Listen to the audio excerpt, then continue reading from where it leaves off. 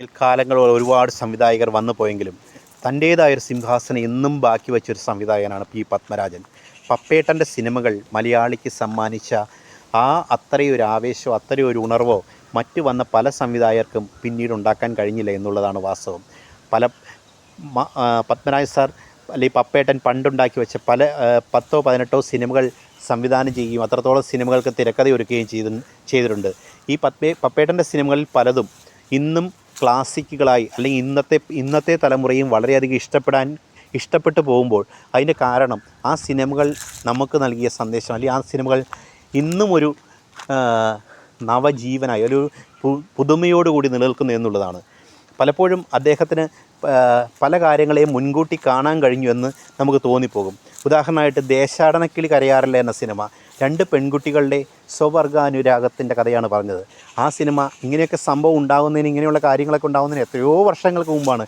കേരളത്തിലെ ലൈഫിൽ കേരളീയർ ഇങ്ങനെയുള്ള കാര്യങ്ങളെക്കുറിച്ച് ചിന്തിക്കുന്നതിന് എത്രയോ വർഷം മുമ്പാണ് അങ്ങനെയുള്ള ഒരു ചലച്ചിത്രം പത്മരാജൻ ഒരുക്കിയത്. വളരെ മനോഹരമായൊരു സിനിമയായിരുന്നു ദേശാടനക്കിളി കരയാറില്ല. അതുപോലെ തന്നെ തിങ്കളാഴ്ച നല്ല ദിവസം, കേരളത്തിൽ അനാഥാലയങ്ങളൊക്കെ ഉണ്ടാകുന്നതിന് എത്രയോ വർഷം മുമ്പാണ് പപ്പേട്ടൻ ആ സിനിമ സംവിധാനം ചെയ്തത്. മക്കളേക്കാൾ മരങ്ങളെ സ്നേഹിച്ച, ഓരോ മരങ്ങൾക്കും മക്കളുടെ പേരിട്ട് വിളിച്ച ആ അമ്മയെ നമുക്ക് ആ സിനിമയിൽ ഓർക്കാൻ കഴിയും. ആ സിനിമയിൽ ആ കവിയൂർപ്പനുമേ അവതരിപ്പിച്ച കഥാപാത്രത്തെ അനാഥാലയത്തിൽ കൊണ്ടുവിട്ട് മക്കൾ പടിയിറങ്ങും. അനാഥാലയത്തിലേക്ക് മക്കൾ കൊണ്ടുപോകുമ്പോൾ നമ്മൾ ഓർക്കും, അന്നൊന്നും കേരളത്തിൽ ഇത്ര അനാഥാലയങ്ങളില്ല.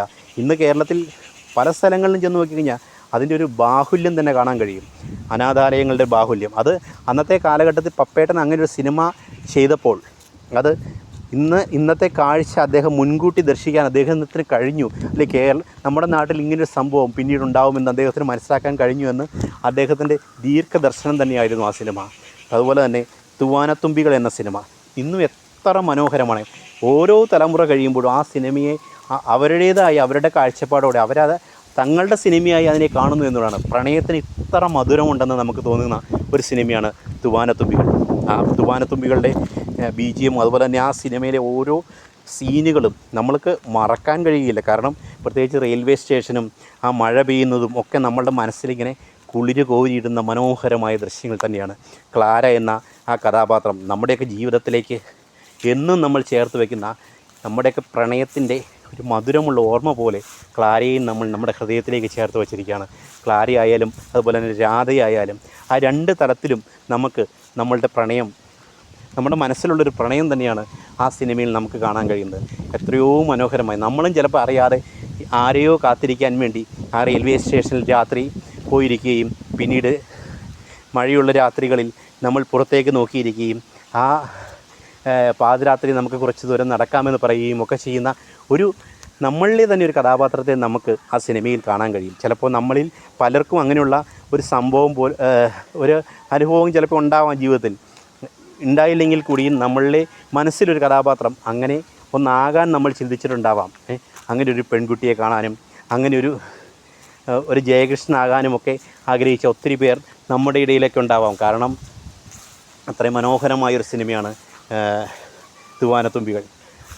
അതുപോലെ തന്നെ നമുക്ക് പറക്കാൻ മുന്തിരിത്തോപ്പുകൾ എന്ന സിനിമ എത്ര നല്ല സന്ദേശമാണ് മോഹൻലാൽ എന്ന കഥാപാത്രത്തോടെ പപ്പേട്ടൻ ആ സിനിമയിൽ പങ്കുവച്ചത്.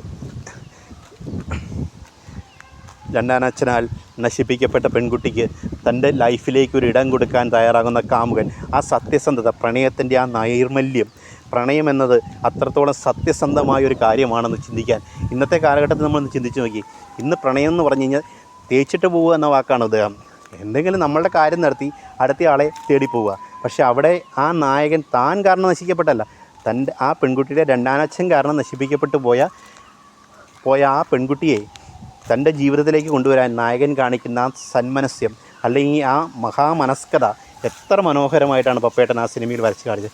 ഇന്നലെ എന്ന സിനിമ എടുത്തു നോക്കി. ഇന്നലെ എന്ന സിനിമയിലെ ശോഭനയുടെ കഥാപാത്രം എല്ലാം നഷ്ടപ്പെട്ടു പോയ, ഓർമ്മകൾ നഷ്ടപ്പെട്ടു പോയ ആ പെൺകുട്ടിയുടെ കഥ മറക്കാൻ കഴിയും ആ സിനിമയിലെ പ്രത്യേകിച്ച് ആ ക്ലൈമാക്സൊക്കെ പപ്പേട്ടനല്ലാതെ വേറെ ഒരാൾക്കും ചിത്രീകരിക്കാൻ പോലും കഴിയില്ല. വർഷങ്ങൾ എത്ര കഴിഞ്ഞിട്ടും ആ സിനിമയുടെ ഏറ്റവും വലിയ പ്രത്യേകത ഞാൻ എൻ്റെ ക്ലൈമാക്സാണ്. അതിൻ്റെ ക്ലൈമാക്സിനെ കുറിച്ചൊരു കഥ കേട്ടിട്ടുണ്ട്. ആ സിനിമ ഷൂട്ട് ചെയ്യുന്ന സമയത്ത് സുരേഷ് ഗോപി കല്യാണം കഴിഞ്ഞ് എന്ന സമയമാണ്. ആ സിനിമയ്ക്ക് വേണ്ടി ആ സന്ധ്യയുടെ ഒരു പ്രത്യേക ലൊക്കേഷൻ, പ്രത്യേക ഒരു അന്തരീക്ഷമുണ്ട്. ചുമന്ന സൂര്യൻ വീഴുന്ന ഒരു പ്രത്യേകതര അന്തരീക്ഷം. ആ സമയത്താണ് ഷൂട്ട് ചെയ്യണത്. ആ ഷൂട്ടിങ്ങിന് ആ കറക്റ്റ് ക്യാമറയും എല്ലാം സെറ്റായി വരുമ്പോഴത്തേക്കും കറക്റ്റ് ഒരു ചെറിയ സമയത്ത് മാത്രമേ ഷൂട്ട് ചെയ്യാൻ സമയം കിട്ടുള്ളൂ. അങ്ങനെ 10-15 ദിവസം ആ സിനിമയുടെ ഷൂട്ടിംഗ് നീണ്ടുപോവുകയും സുരേഷ് ഗോപി ഒരു ദിവസം ഇറങ്ങി ഓടുകയൊക്കെ ചെയ്ത സംഭവം, എന്നിട്ട് സുരേഷ് ഗോപി ഇറങ്ങി ജയറാം പോയ സംഭവമൊക്കെ എവിടെയോ വായിച്ച് കേട്ടിട്ടുണ്ട്. കാരണം സുരേഷ് ഗോപി ആ കാറിൽ വന്ന് ശോഭനയുടെ അല്ലെങ്കിൽ ജയറാമിൻ്റെ ആ വീട്ടിലേക്ക് വരുന്ന സീൻ, അന്നേരത്തെ ആ അന്തരീക്ഷം വളരെ മനോഹരമായിട്ടാണ് പപ്പേട്ടൻ ഒരുക്കിയിരിക്കുന്നത്. വേണുവിൻ്റെ മനോഹരമായ ക്യാമറയായിരുന്നു അതിൻ്റെ പ്രത്യേകത. അതുപോലെ തന്നെ മൂന്നാം പക്കം എന്ന സിനിമ, കടലിൻ്റെ പ്രമാണം, അത്ര മനോഹരമായിട്ടാണ് മൂന്നാം പക്കം എന്ന സിനിമ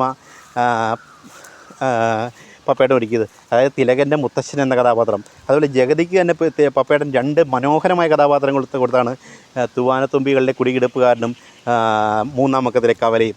അതുപോലെ തിലകൻ്റെ തന്നെ നമുക്ക് പറക്കാൻ മുന്തിരിത്തോപ്പികളിലെ രണ്ടാനച്ഛനും ഇതിലെ മുത്തച്ഛനും എത്ര മനോഹരമായിട്ടാണ് പപ്പേട്ടൻ കൊടുത്തത്. പപ്പേട്ടൻ അതുപോലെ ഓരോ കഥാപാത്രത്തെയും അത്ര മനോഹരമായിട്ടാണ് മലയാളിക്ക് സമ്മാനിച്ചത്.